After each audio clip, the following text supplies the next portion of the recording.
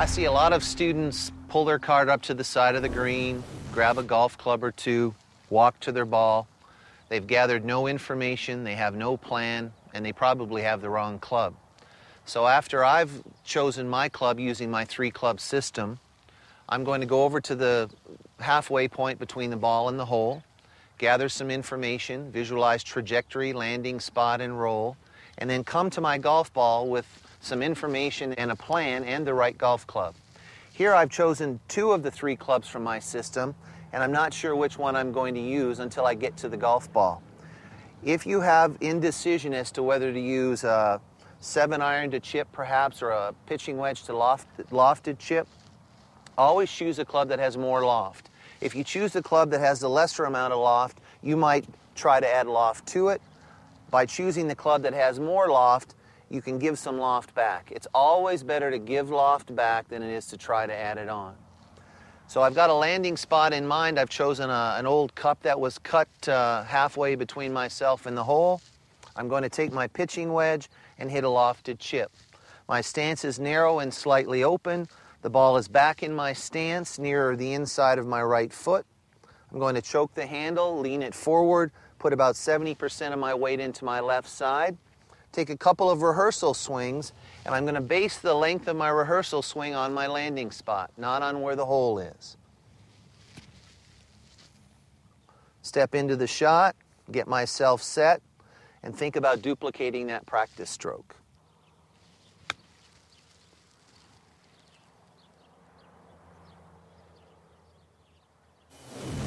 I find myself in a little bit of a different situation here. I've got a little more air time to cover between ball and landing spot.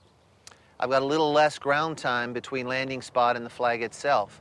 And I'm a little bit below the surface of the green. But once again, I've chosen a couple of clubs from my 3-club system. I've gone to the side, viewed trajectory, landing spot, and roll, and I have a plan in mind.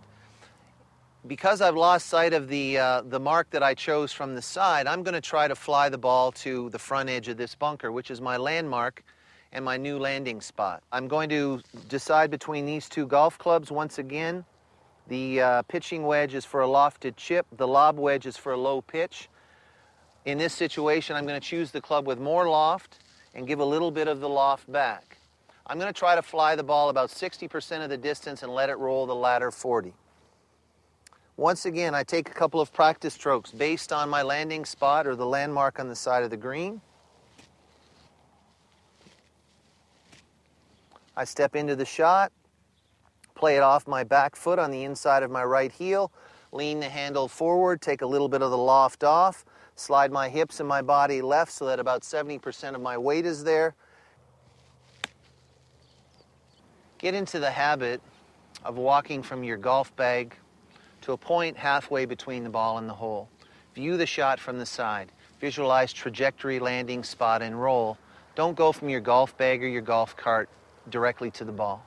Gather some information, have a plan in mind, and then come to the golf ball itself, rehearse it, and execute the shot.